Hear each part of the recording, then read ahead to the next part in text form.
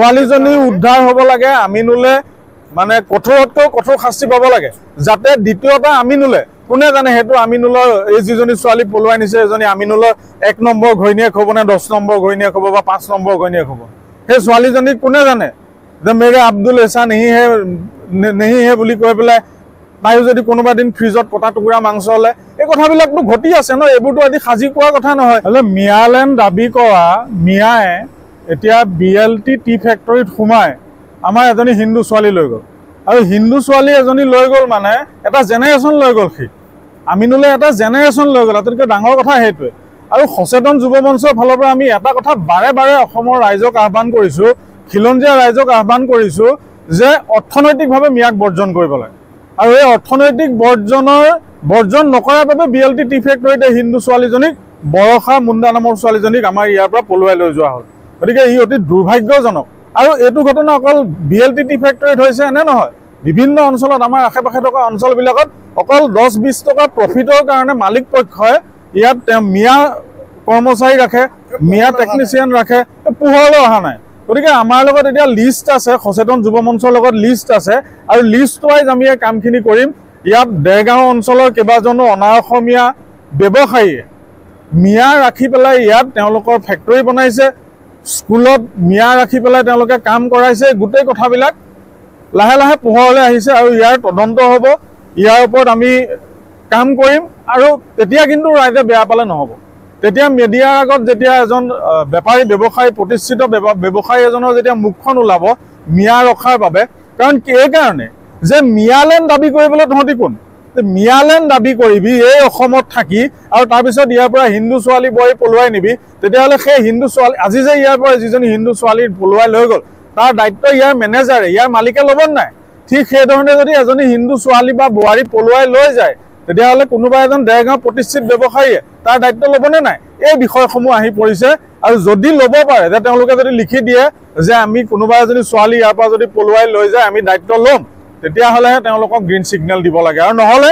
সম্পূৰ্ণভাৱে মিয়াক অৰ্থনৈতিক বৰ্জন কৰাৰ যিটো প্ৰচেষ্টা সচেতন যুৱ মঞ্চই কৰিছে ইয়াত সকলো স্তৰৰ ৰাইজক অকল সচেতন যুৱ মঞ্চ নহয় অসমৰ সকলো স্তৰৰ সকলো খিলঞ্জীয়া অসমীয়া লোকে এই ক্ষেত্ৰত আগবাঢ়ি আহিব লাগে আৰু এইখিনি সময়তে মিয়াক নেখেদিলে খেদিব কেতিয়া এই শ্লোগানটো লৈ মিয়াক খেদিব লাগে চিধা আৰু স্পষ্ট কথা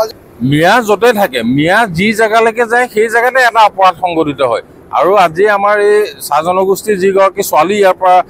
পলুৱাই লৈ গ'ল সেইটো তাৰে এটা অংশ আৰু এই কাৰবাৰটো অকল কেৱল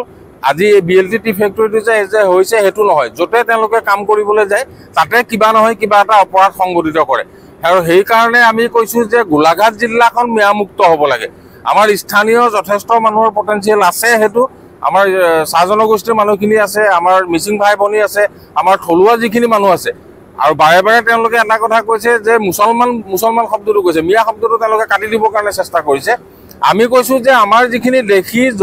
মানে আমাৰ যিখিনি গৰীয়া আছে আমাৰ যিখিনি জোলা মানুহ আছে যিখিনি মৰীয়া মানুহ আছে সেইখিনিৰ লগত আমাৰ কোনো কথা নাই যিখিনি শ্ৰমজীৱী মানুহ আছে তেওঁলোকৰ লগত আমাৰ সংঘাত নাই আমাৰ সংঘাতটো হ'ল কি মিয়াৰ লগত আৰু